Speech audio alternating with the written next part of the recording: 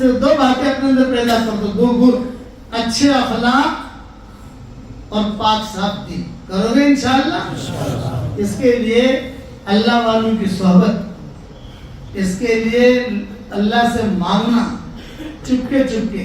اور میں ایک وظیفہ بتایا کرتا ہوں، 313 مرتبہ سورہ اخلاص پڑھنے کی عادت ڈال، 313 مرتبہ درود شریف پڑھنے کی عادت ڈال، 313 مرتبہ استغفار پڑھنے کی عادت ڈال دو.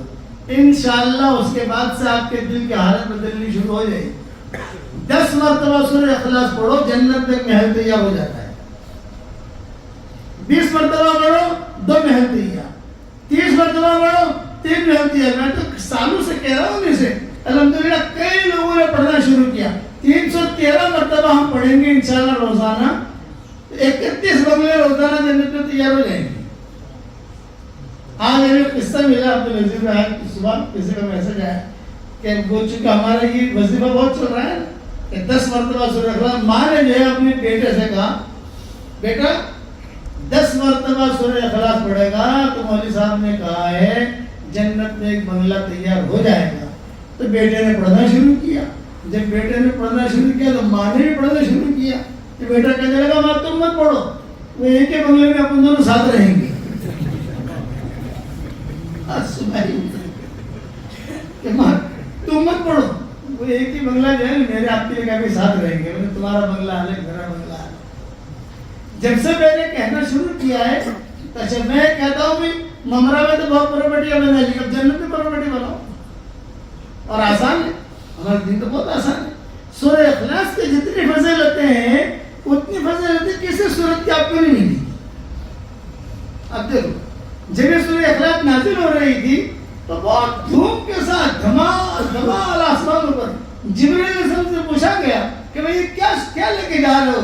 فرمایا تمہارے رب کا نسب نامہ ہے، تمہارے رب کا نسب نامہ.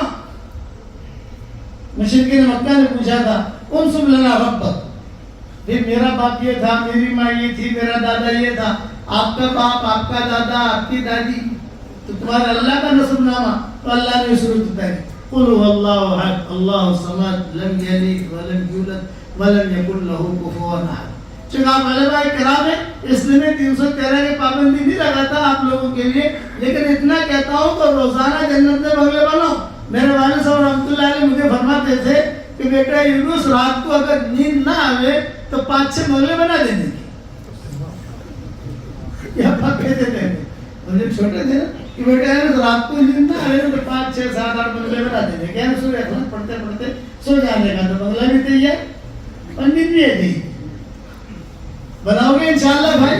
اور درود شریف مختصر پڑھ لو اللہم صلی علی محمد، اور پھر یہ استغفار مختصر پڑھ لو اللہم اغفر لی. اور سورہ اخلاص کو تو شارٹ کر نہیں سکتے، وہ تو پوری پڑھنی پڑے گی. ہمارے یہاں شکاگو میں ایک ڈاکٹر نہیں ہے گجرات کی، بولتے کہا مولوی صاحب جب سے میں نے آپ سے سنا سورہ اخلاص کا وظیفہ تو 10 لاکھ مرتبہ میں نے پڑھا ہے. مجھے بنگلے ملیں گے؟ میں نے کہا کروڑ مرتبہ قسم کھا کے کہتا ہوں کہ ملیں گے.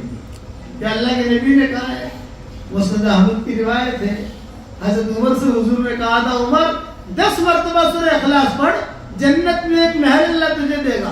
حضرت عمر نے کہا 10 مرتبہ پڑھو اور جنت میں محل، اذا لا استکثر یا رسول اللہ، پھر تو میں بہت بنگلے بناؤں گا. آپ نے فرمایا بنا جتنی طاقت ہو، آپ نے فرمایا جتنی طاقت ہو بنا. تو میں نے 10 لاکھ مرتبہ پڑھا، مجھے میں نے کہا ضرور ملے گا. تو اس نے کہا مولوی صاحب ایک بات پوچھنا چاہتی ہوں، برا مت ماننا. میں نے کہا نہیں مانوں گا. میں نے کہا مولوی صاحب اتنے زیادہ بنگلے میں کیا کروں گی، کہ بھاڑا بڑھائے گا کہ نہیں آئے گا؟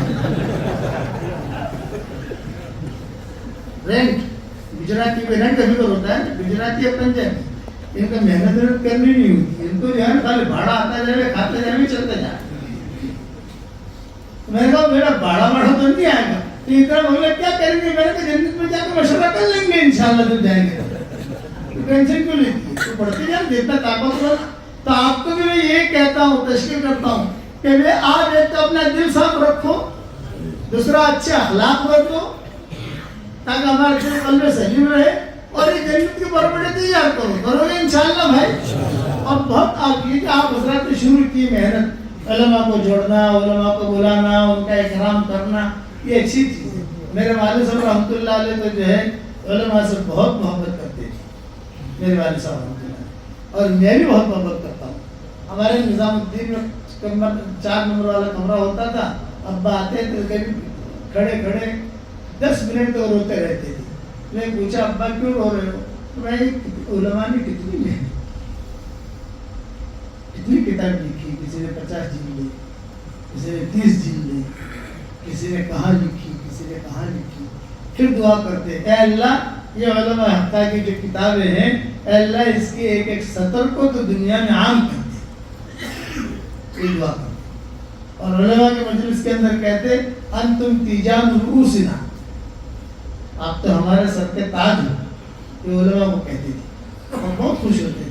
اللہ تعالیٰ ان کے قبر کو نور سے منور فرمائے۔ اب بتاؤ دل اخلاق اچھے انشاءاللہ برتو گے، دل کی صفائی، اور اپنی پراپرٹی کہاں بناؤ گے بھائی؟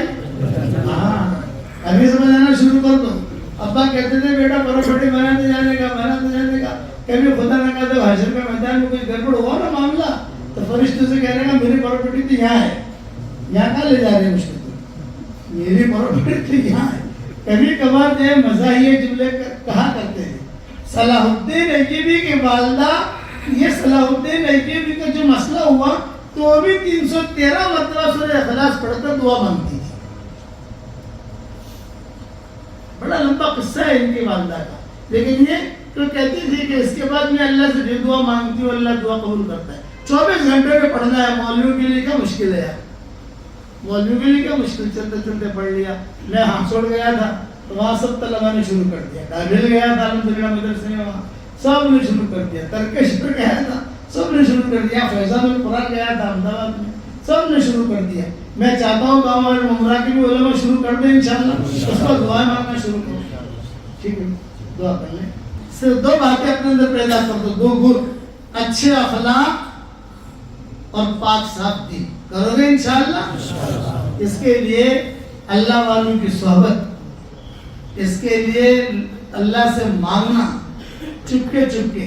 اور میں ایک وظیفہ بتایا کرتا ہوں، 313 مرتبہ سورہ اخلاص پڑھنے کی عادت ڈال دو، 313 مرتبہ درود شریف پڑھنے کی عادت ڈال دو، 313 مرتبہ استغفار پڑھنے کی عادت ڈال دو، انشاءاللہ اس کے بعد سے آپ کے دل کی حالت بدلنی شروع ہو جائے گی۔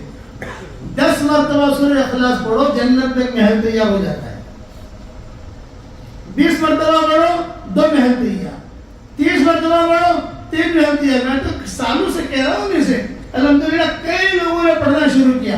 313 مرتبہ ہم پڑھیں گے انشاءاللہ روزانہ، 31 بنگلے روزانہ جنت میں تیار ہو جائیں گے۔